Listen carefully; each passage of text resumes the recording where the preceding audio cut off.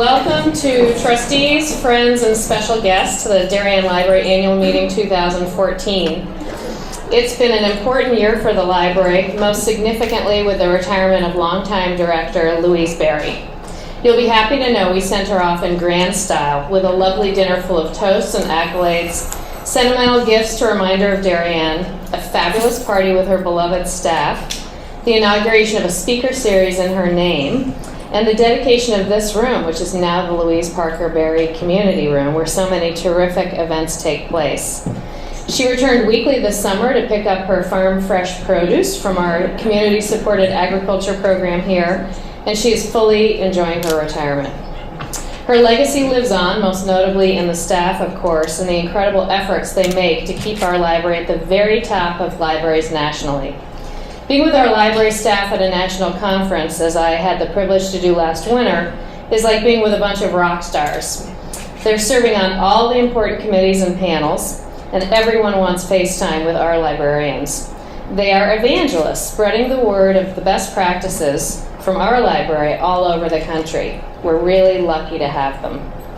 Some highlights of this year: we had a fabulous collaboration with MoMA, and I hope you all came to some of the MoMA events, and they're going on again. We have a Du Buffet lecture on Thursday night with a fantastic lecturer from the museum. But our collaboration produced sold-out programs for all ages during the year last year, including a MoMA sculpture class for teenagers that sold out within 2 hours of being open, which is pretty incredible. In addition, we had 25,000 children participating in programs in the Children's Library this year, and almost 250,000 books checked out by children in that room. The children's staff offers a huge array of opportunities for children in that space, including many on electronic screens. But isn't it great to know that children still love books? Highlights of adult programming included a new business book group. Did you know that we work with over 120 book groups in this town? And a monthly Senior Moments program with its own senior advisory board. And then the community-supported agriculture initiative, which transformed this room weekly into something that more closely resembled the produce section of Whole Foods.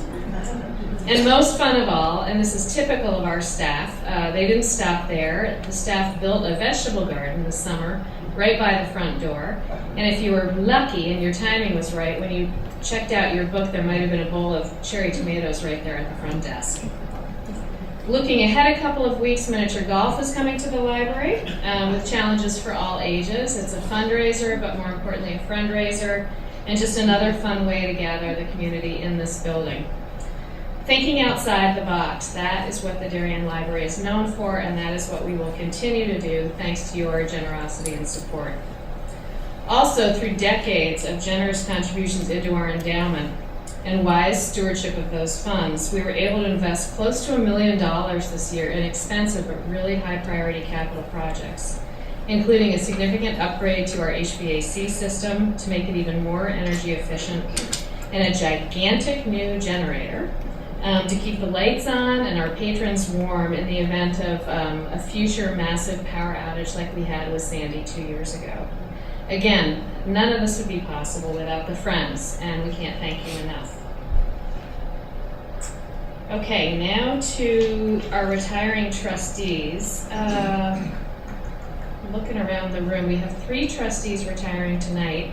I see one. Is Kathy Hamill here tonight? Darn, well, I'm going to tell you about all 3, but I have a gift for one of them who's here. Kathy Hamill's retiring tonight. She has given the library the benefit of her financial expertise and knowledge of how town government works. She served as our treasurer for many years, giving us all a great deal of confidence in the integrity of the budget by providing close and professional financial oversight. She's been an invaluable resource to our board. Curtis Roach is also retiring tonight. He's been our fundraising guru, a stalwart who chaired the process for many years with gusto. He routinely took on more prospective donors than anyone else on the board, and his batting average spoke to both his effectiveness and his enthusiasm for the library. He also made a particularly robust effort in energizing the rest of us on the board to do our very best, and for all that, we thank Curtis. And Carrie Kelly. Carrie's been a star at organizing our gala, our annual spring fundraiser, transforming it into the major fundraiser for the library for the year by recruiting year after year, very talented co-chairs, and when necessary, stepping up to lead the entire event herself. Using both sides of her brain, she brought creativity and organization to make each gala better than the last. As a professional designer, she also helped to transform Main Street from an attractive but slightly cold area to a much more attractive, warm, and welcoming area for our patrons. Carrie, please come and accept a little token from us.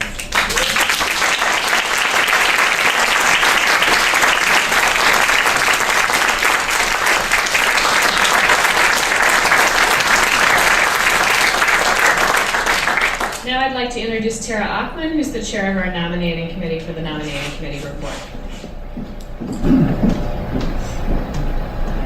Good evening. I served as chair of the nominating committee this year. The other members of the committee were Margot Condon as a friend of the library, Kevin Gaspoda as a board member, Randy Heck as a board member, and Jay Wood as a friend of the library. We had many names of qualified persons suggested to us to stand as nominees to the board, and we are happy that we have unanimously agreed upon 4 new members to be nominees of our board, 3 of whom are to replace the retiring trustees, and 1 of whom is to fill a vacancy. First, I will tell you a little bit about them. Robert Cudd is an attorney, a tax attorney at Paul Sinelli. He has always been an important part of the Darien Library and is in fact returning to us as a board member. When he and his family moved across the country, they still remained active and a part of our library, and so we are happy to welcome him back and look forward to his legal expertise and counsel on the board. Next, we have David Ott, who is a founder of Viking Hedge Fund. He is also an active member of our community. He coaches track with his wife at the high school and was the past president of Darien Little League.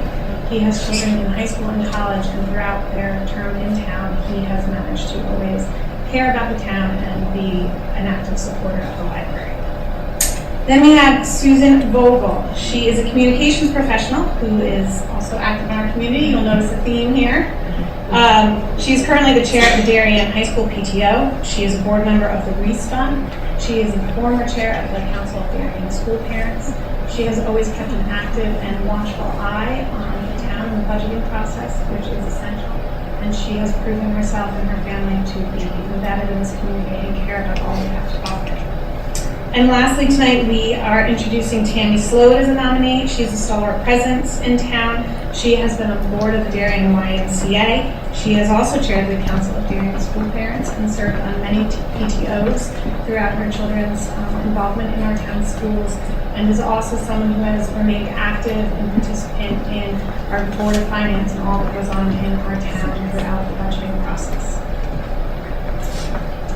So with that, I also would like to, we have 2 chairs nominating, we have 2 people we are nominating for re-election for 3-year terms to the board. One is Todd Raker, the other is myself. I would like to let you all know that I did recuse myself from any discussions of myself, but I am happy the nominating committee saw fit to re-elect me to the board for another 3 years. Sorry, I've got notes. So I would like to make a motion to for the Friends of the Library to welcome our new 4 nominees to the board and the 2 up for re-election. Those who are Friends of the Library are considered people who have donated to the library in our last annual year and fund. So if I could have a second for that motion. Second. Charlie Barnett, sorry, Tad. All in favor? Aye. And are there any nominees from the floor who would like to be heard?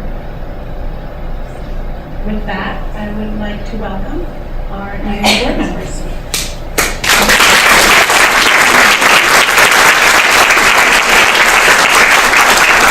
The nominating committee was busy this summer. We also discussed and would like to recommend to the board the following slate of officers for the year, starting with this annual meeting until the next annual meeting in 2015. Our slate recommended would be President of the Board, Amy Cholnacki, Vice President, Tad Smith, Treasurer, Randy Heck, and Secretary, Charlie Barnett. Randy Heck also recused himself from any conversations or his consideration in this position. And so so we will discuss the slate, because that's a board issue after the meeting. Thank you very much, Tara, and all the other members of the nominating committee. It was a lot of work, but I'm excited to work with the new trustees. I'd like to now introduce the new director of the Darien Library, who is a familiar face to all of you, Alan Gray.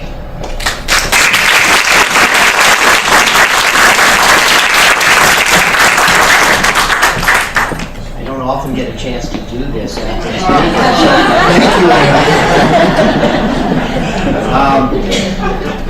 I have the easiest job of anyone in the library. This is a remarkable building. It's the envy of any librarian from across the country who comes to visit it. It's really regarded widely as a premier model of what a library in the 21st century should be. More importantly, it's actively used by the community. It was built by the Friends of the Darien Library in its private donations. You all know what this building stands for. It was designed and built so that it would be here for 100 years. And during that 100 years, or whenever it's here, it will stand as a testament to the generosity of the Friends of the Library. It is far and away the most generous gift that's ever been given to the community of Darien. Secondly, in this building and online, we have a remarkable collection of books and DVDs and ebooks and audiobooks, technology, a range of programs from the speaker that we have tonight to deep thoughts about art, as Amy was talking about, children's programs, adult programs. We've got a Bloomberg terminal, we've got the digital media lab, we have the children's tea room. This range of services is also provided entirely by the donations of the Friends. And we would not be the library that we are without them. That being said, that really leads to the kind of success that the library is. We're the most active library in the state of Connecticut. We have the highest number of visits per capita of any library in the state. We have the highest circulation per capita of any library in the state. We have the most use of our computers of any library in the state. Each of our books and our other items circulate more times per year than in any other library. Inventory turns if you're in that business, and that's just more bang for the buck from the donations that the Friends have made. We have the most active movie program in the country, not just the state. For those of you who come to our movies on Friday nights, we had to move to having 2 shows instead of 1. We also are the most cost-effective library in the state when you measure circulation against the number of staff members that we have here. So I've mentioned 2 different factors that make this a remarkable place and fun to work. It's a great building in which we have a fantastic collection, great programs, wonderful technology, and that makes it unique. But we often don't talk about the third factor that the Friends play in making this a great library, and that is the role that the Friends play in assisting the staff. From the donations of the Friends comes the funds that we use for staff development, professional development for the staff. We have all the members of our library who can go to different meetings, the American Library Association, the Connecticut Library Association, they serve on committees, they speak. That allows them to find what the newest information is and bring it back here, allows them to compare notes with other librarians. What your support does is take a great staff and make it better. Let me give you some examples of how the kind of innovation that stems from the staff that we have. 20 years ago, Darien Library was the first library to start circulating laptops. We started reorganizing our nonfiction collection into glades 8 years ago. That's a trend that spread through libraries across the country. We're the first library to have a user experience team. John Bleiberg and the people who formed that set the standard that other libraries are copying. We're the first library to convert a circulation desk to a reader advisory desk, providing you the kind of work with the staff to talk about what you want. When the children's library converted their picture books to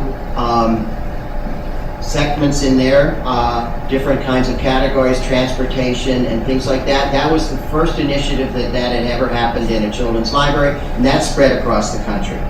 The Digital Media Lab and the Children's Tea Room are innovations that are now being copied across the country. The Materials Management team, the team that orders our books and gets them back on shelf, is, by the kind of measures that our vendors tell us they make, orders more materials, gets them on shelf faster than any other library that they know of.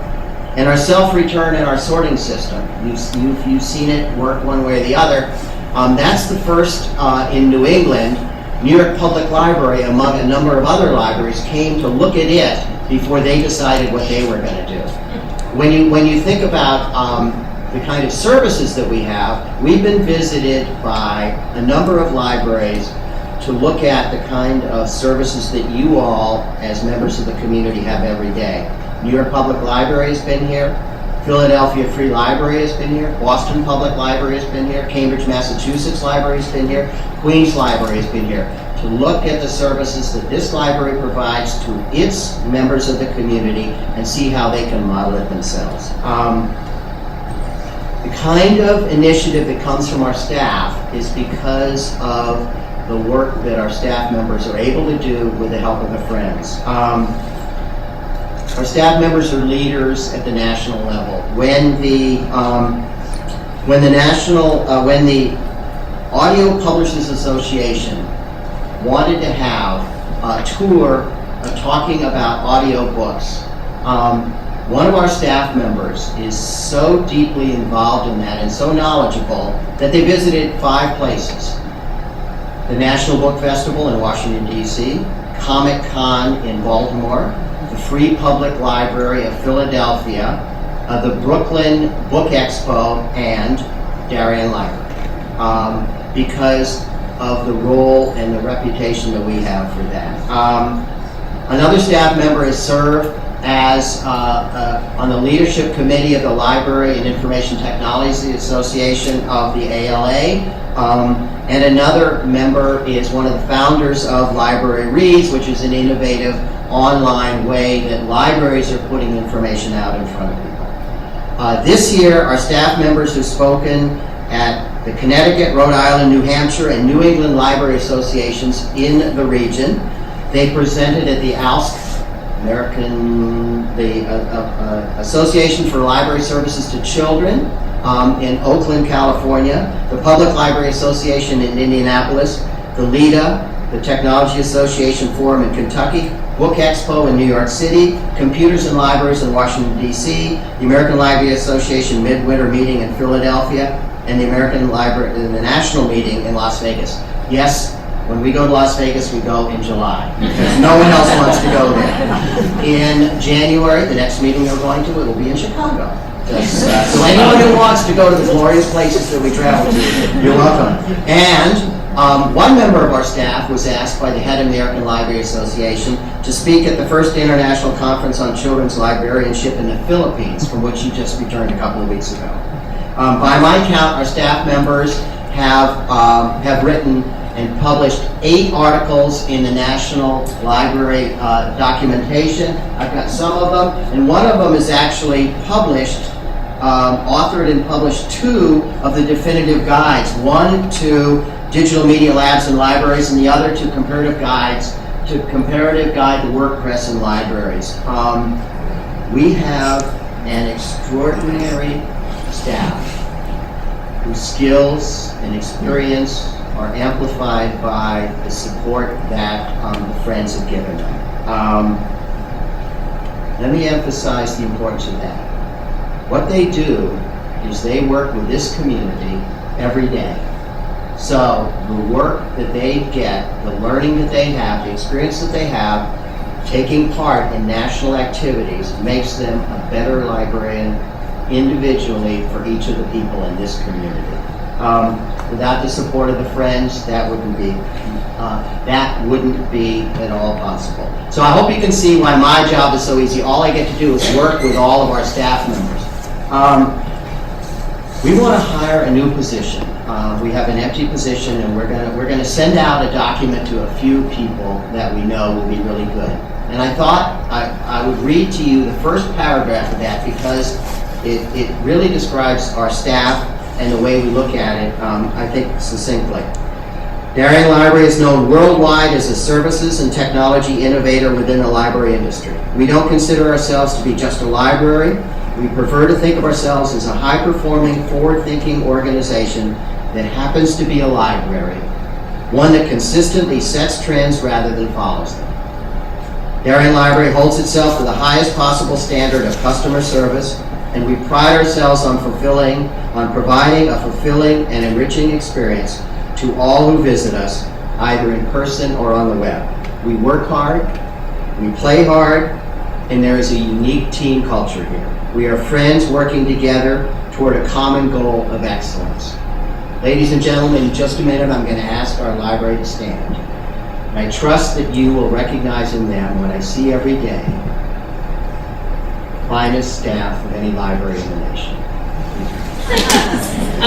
I just want to say that he says he's got the easiest job in the world, but Alan has done a fantastic job. We miss Louise. Her presence is felt around here in so many ways, but because of the amazing job Alan has done, I can assure you that the library has not missed a beat. Now on to the main event. Our speaker this evening is Kate Manning. She's the author of the critically acclaimed novels White Girl and My Notorious Life. A former documentary producer for WNET 13, where she won 2 Emmys. Kate has written for the New York Times, the Washington Post, Glamour, and More magazines, among others. She's taught creative writing at the Bard High School Early College in Manhattan, where she lives with her family and her dog named Moon. She also grew up here in Darien. We just found out that our brothers rode the same school bus together. And most importantly, she worked at the Darien Library during high school. So please join me in a warm welcome for Kate Manning.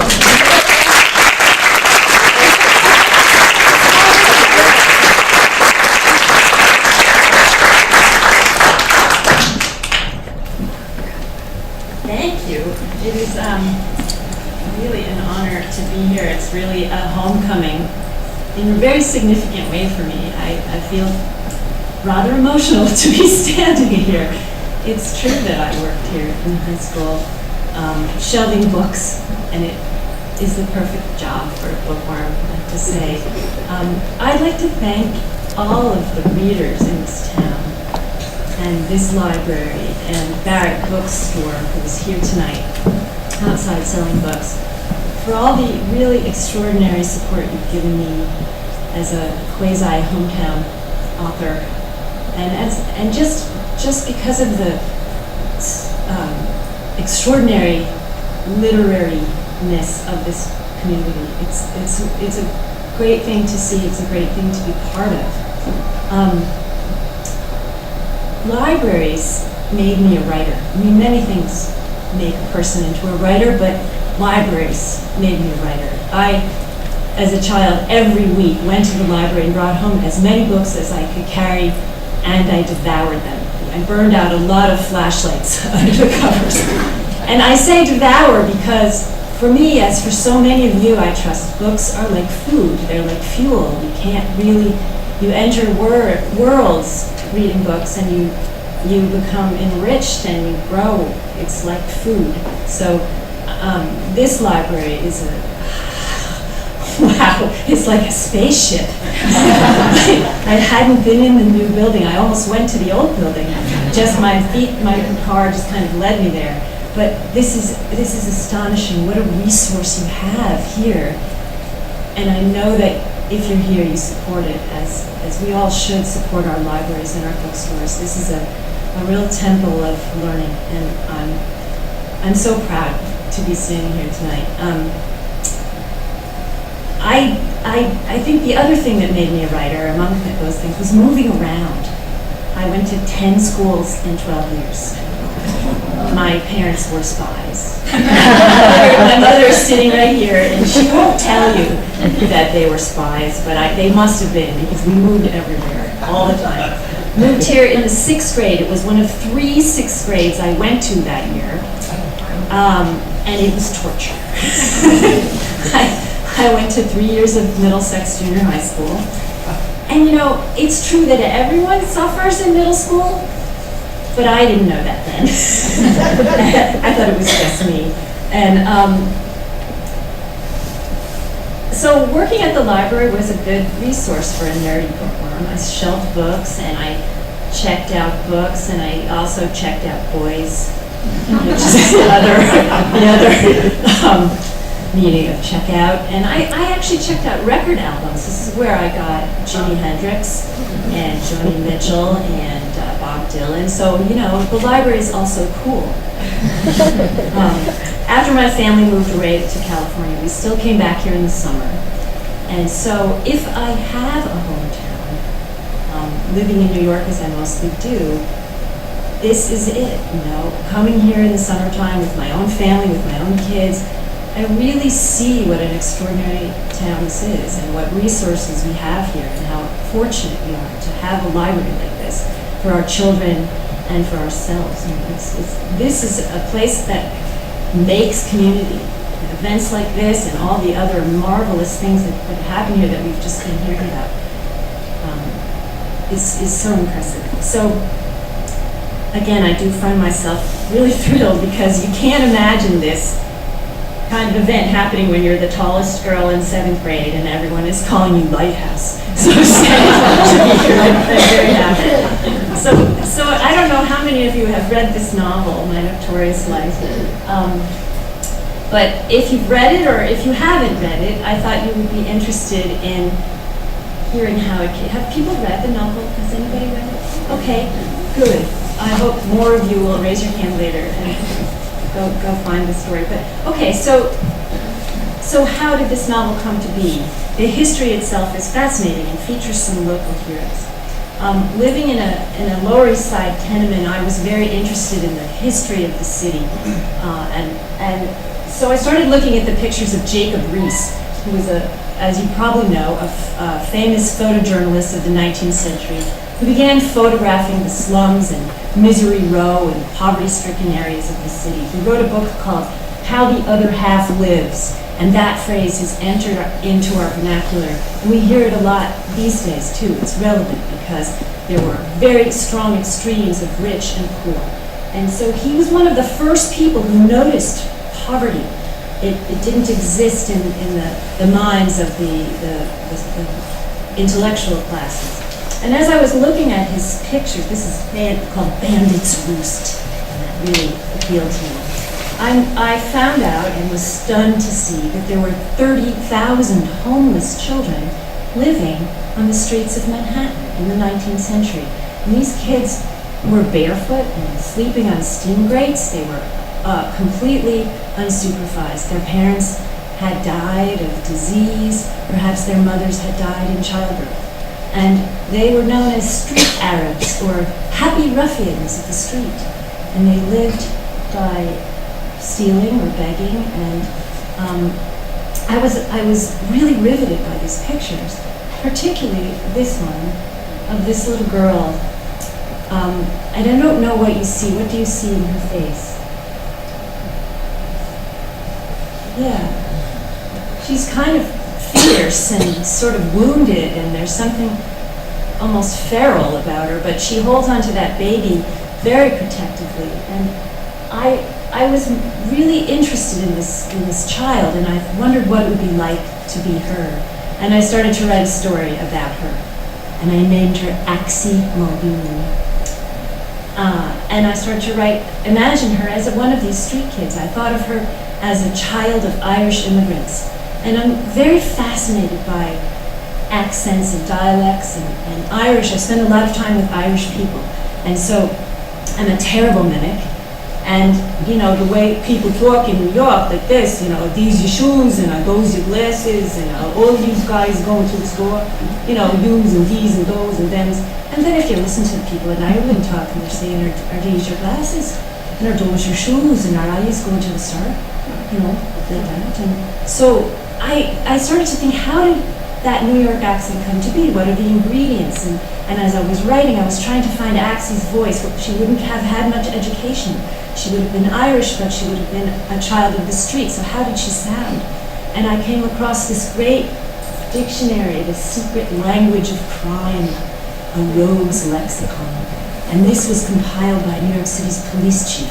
And he went out with the cops and he recorded all of the words that the bad guys said, so that the cops could understand what the Russian crooks and the German crooks and the Italian crooks, all the crooks were saying. And this was just so full of wonderful words, like melon and toad stabber and granulish, bung starter. You know, bung starter it's a rod that's used to tap a hole in a keg, a bung. So it sounds like that would be a good insult.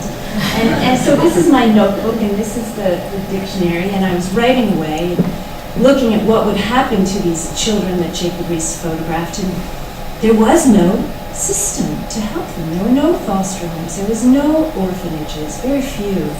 And so this man, Charles Loring Brace, who was a Connecticut minister, and he went on to found the Children's Aid Society. He made it his mission to come down from Litchfield County and help the poor of New York City, because immigrants were streaming into the city, and he wanted to help. He was a very noble man, and he wrote a book called The Dangerous Classes of New York.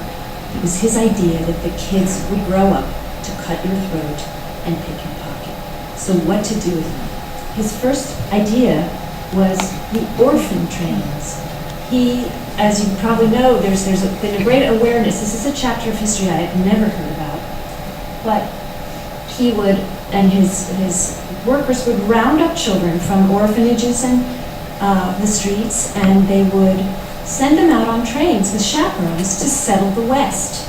They'd give them a cardboard suitcase and go off to find yourself a lovely family and some pies and ponies and green grasses and get out of the tenements.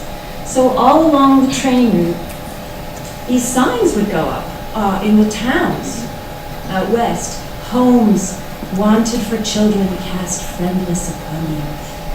And in Iowa and Illinois and all across the railroad, which was pushing further and further west, the children would land in the town, and they'd be lined up by height, and they would be inspected. You know, their muscles and their teeth, and, you know, were you a good worker? Because the story really was that people needed strong backs and strong arms to build these towns. So the boys were very popular, the girls not so much. And the babies, yes, a lot of the babies did find families.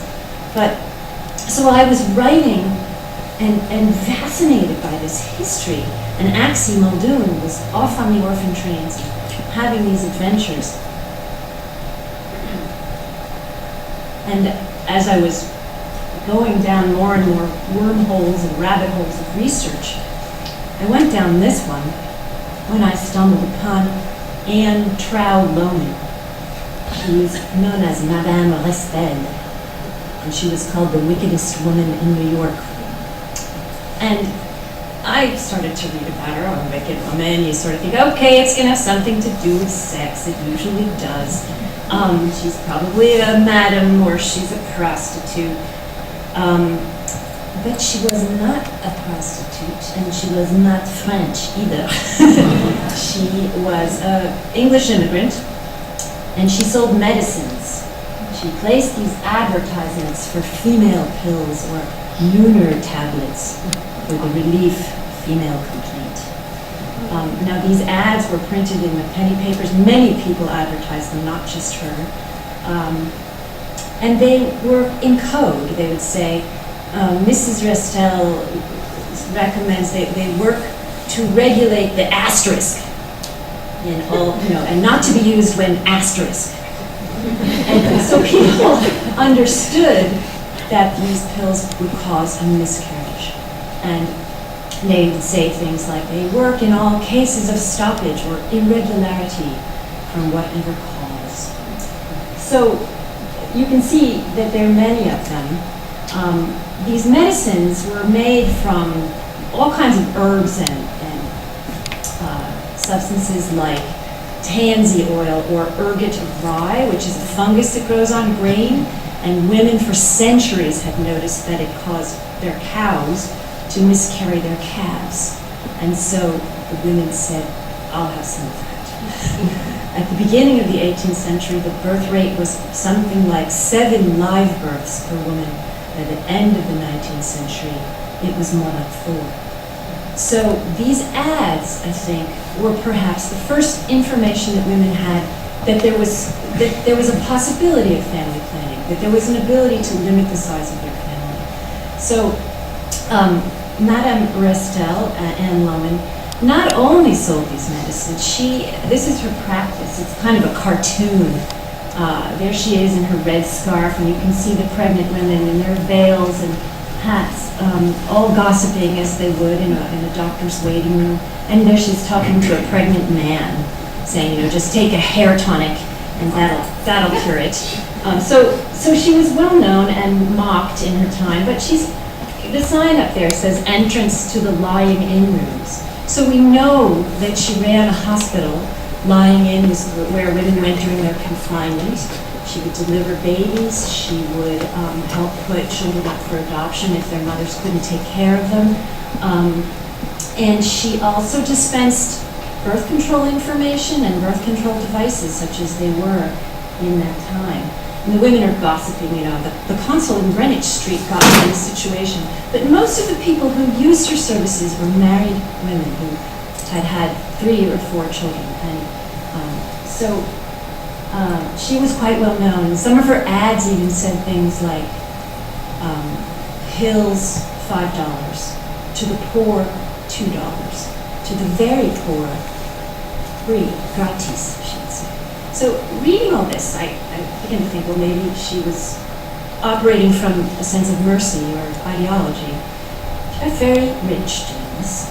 This is her house on 5th Avenue at 52nd Street, which was built several doors down from St. Patrick's Cathedral. And when she bought the land, she and her husband worked together. When they bought the land, nobody would buy any of the lots around it, because she was attracting so much attention. She'd been in the headlines. She was actually arrested once or twice, but nothing ever came of it, because actually abortion and birth control was legal up until quickening. So she would drive her fancy carriage. She was unrepentant, would drive her carriage through the park, and the papers would write, this house with its shades of the most gaudy but vulgar pattern.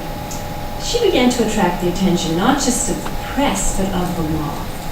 And here's our friend, Anthony Comstock, Buchanan, born and raised, who lived over. You've seen Comstock Road when you go under the Merritt Parkway. So Comstock is an old Fairfield County name. There's Polly Lockwood Comstock and many Comstocks. I don't know if they're related to Comstock cherries or not, but he was one of 10 children whose mother died in childbirth. He was a Congregationalist, and he was on his knees in church 8 days a week. He was very worried about sin. And we know this because he made the mistake of keeping a diary in which he would write about how he was tempted and he failed again, and he was tempted, and sin and lust were just the bane of his existence. He headed to New York City and formed the Society for the Suppression of Vice under the auspices of the YMCA. And this was to stamp out wickedness, dancing, alcohol. His first act of vice suppression was to bust up a saloon in New Canaan. He went in because they sold liquor on Sundays. New Canaan. He went in and he smashed up their bottles and he poured their liquor out, and they weren't very happy. So he was a controversial man from the start. But he wanted to protect men. He wanted to protect female virtue for men, because they couldn't be, he didn't want them to be tempted by prostitutes. And so he convinced Congress to pass the Comstock laws in 1873, which made it illegal to use the U.S. mail to send anything obscene.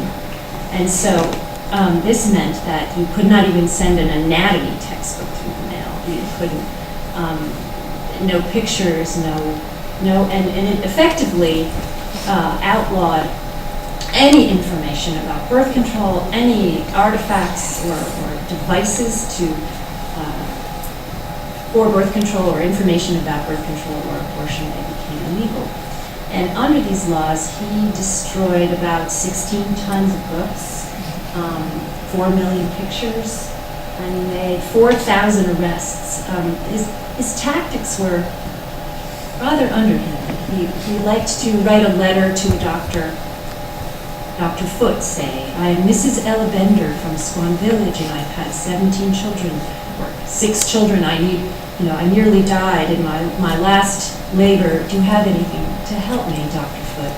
And Dr. Foote would send her information, such as it was in the 1870s, and then Comstock would come in and arrest him and put him in jail.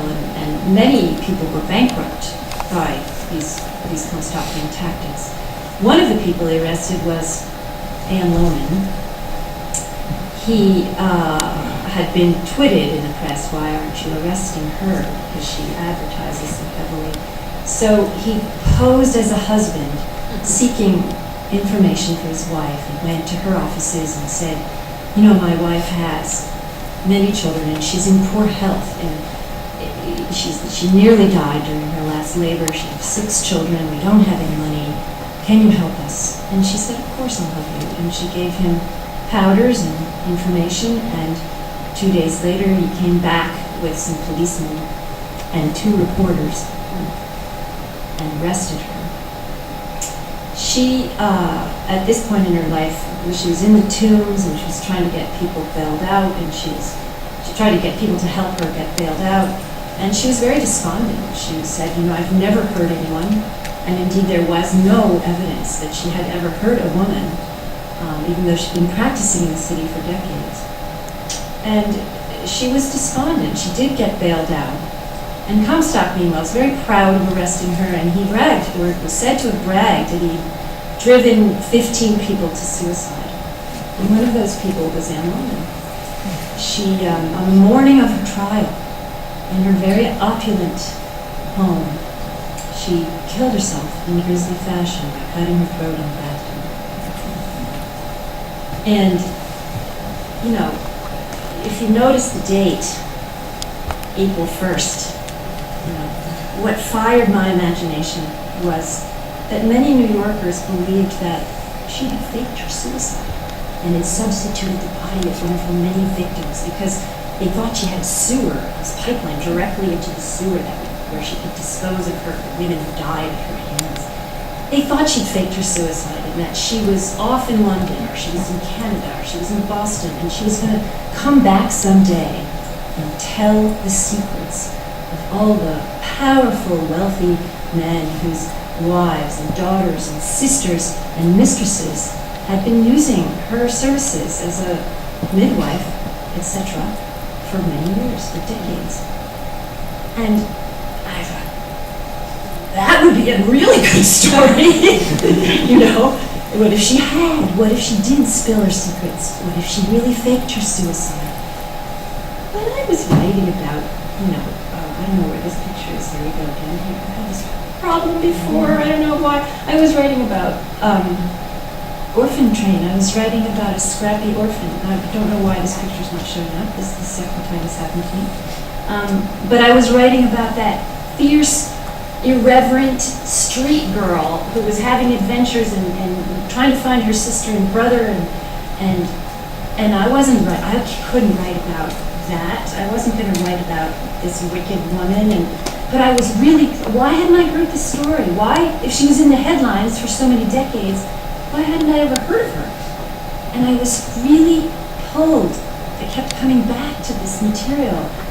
And I, meanwhile, didn't really know what was happening with Axie. It was turning into more like a YA novel, and what would she grow up to be? And she was, I kept thinking, well, but of course, she's an orphaned child. She's seen her mother suffer in childbirth. She's on her own, and she wants to help people. Why wouldn't she share that history? Why wouldn't I borrow some of these events, and why wouldn't I borrow that mysterious plot device of a fake suicide and having her someday tell her secrets? So that is how the novel grew into this story of her telling of her life as a woman somewhat like Ann Lohman. And I used some parts of trial transcripts and other parts of Lohman's history, although it's not a novel about Ann Lohman. It's inspired by parts of her life, but really I think of it as a love story. I think of it as a family story about a woman's search for family and for meaning and for identity. And so, if you will indulge me, I will read a little bit from My Notorious Life in the voice that I've heard in my head for a long time as I've been writing, which always seems to come out Irish. And as I said, I'm kind of a mimic, so this is the beginning of the novel.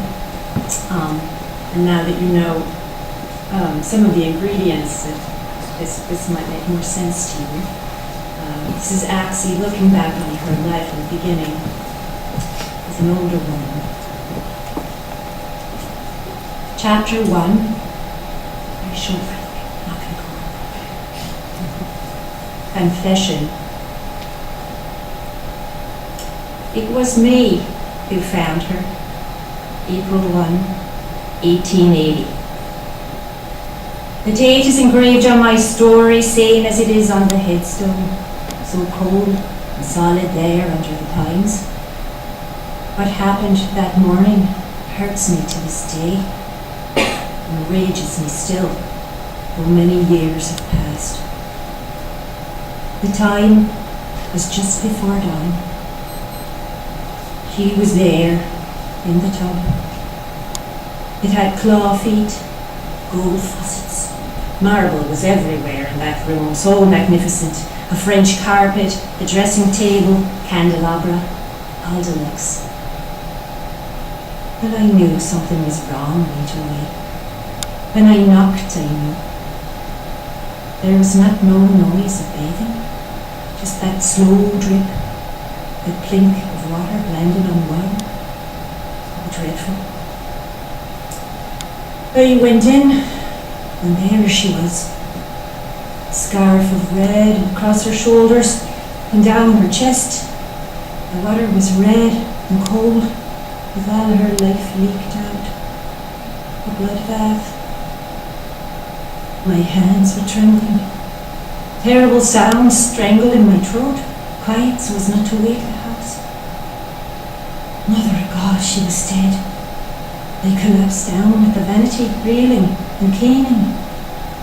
Couldn't look, but I had to. The scene was reflected so clearly in the mirror, and strange how it was serene almost. She seemed at rest. The way her hair fell, you did not see the red cut. She was a bather in a painting, so peaceful. But I hated her for what she'd done to herself, even after how I cared for her so long. She would be my undoing now too, not just her own. Who would believe a suicide? They would say I killed her and rate me again in the headlines as murderous, hag of misery, she-devil. Though they'd lick their chops, they'd come for me with their shackles and their oakum and their lies, and they'd put me away for good unless by some conjurer's snap I could get her poor corpse out of the water and away down the stairs and out to Fifth Avenue to disappear. It was the very morning of my trial. I was due in court in 3 hours. What could I do? What would happen to me now? We could change places with her. The thought came to me. If only it was me, dead, there in the water. I imagined it. Picking up the knife, My troubles would end. I'd not be a grief to anyone. Only I was dead. These ideas raced now through the panic. And I looked again in the mirror at her reflection over my shoulder and seen sudden it wasn't a bad resemblance. Her age was close enough. That black hair. It was the mirror that morning. The way we were doubled in it had shown me the way to my escape. Fast, he took the rings off my fingers, the gems from my ears. I put them on her. Her skin was wet and cold as fish, a shock to the touch. The diamonds sparkled on her delicate dead hands, on the collops of her lobes. Why, I asked her, silent as I worked. But I knew why. Why was not the mystery. There was not no choice. They would come for me. I ran now. I packed a bag, a reticule filled with cash, and he helped me with it. And he kissed me goodbye, both of us afraid. Barry, he said, you got no time to waste. I left him to it, my husband, to carry it off, to say it was me dead there in the tub. He'd know what to do. He took the risk of it. He knew people. He had connections of influence. They believe him. They said we'd find each other later. There was no choice but to trust him. I went out the back door in a hat and veil. 'Twas nothing special at our address. Ladies was always coming and going in their veils and disguises, the curtains of their Victorias drawn. Half of them would have worn mustaches, anything not to be recognized departing from my notorious apartment. Went east along 52nd Street on foot, while at the so-called halls of justice downtown, my enemies was coiled snakes lying in wait. How eager they was to see me in the dock at last. How disappointed they would be to receive a telegram from my lawyer with the news. The case was a bust. Stop. The accused was dead. Stop. At first they scoffed and pshawed. It was somebody's idea of a joke, they said. They noted the date, April 1st. They were sure soon I'd show up, so they could smite me with their sanctimony and their outrage. But I did not show up. Whatever they thought, the bastards was stunned out of what wits they had, which was not many. In the end, they celebrated, they bragged. They got me, was their feeling. They got me finally. They said I would take my secrets to the grave. They should be so lucky. The grave under the white pines at Sleepy Hollow has its own secrets. He died to keep her safe. But I'm damned if I'll keep mine. Here they are, written out from the beginning, from the time of my early life and up till now. And as for them cocksuckers, they have just one thing to say. April Fool.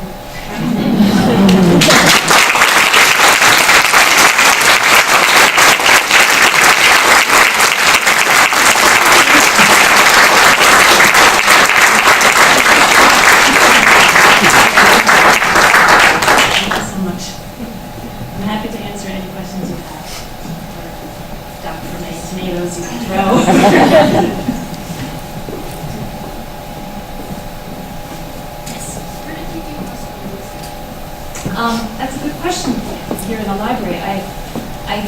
The first novel I wrote, I did a lot of it in a library. This time I did a lot of it online. But so many libraries have digitized books that I was able to get medical manuals, old midwives' journals, all kinds of things from other libraries. And so what I couldn't find online, I would often order the books themselves. I have ancient, crackly old medical texts, like Dr. Gunning Bedford's. It's like clinical lectures on diseases of women and children, you know. So and I like a real book. I like to hold it everywhere. Yes, ma'am. Thank you for reading. It's always such a treat to hear Charlie and Axie's dynamic. I found very, very interesting in the novel. It started out as, friends during this interesting part of their lives, become husband and wife, business partners. Can you talk a little bit about that? You also lead sometimes, right? Right. So upset. Well, this was a time in our history where women couldn't vote, women could not own property, they could not control their own money.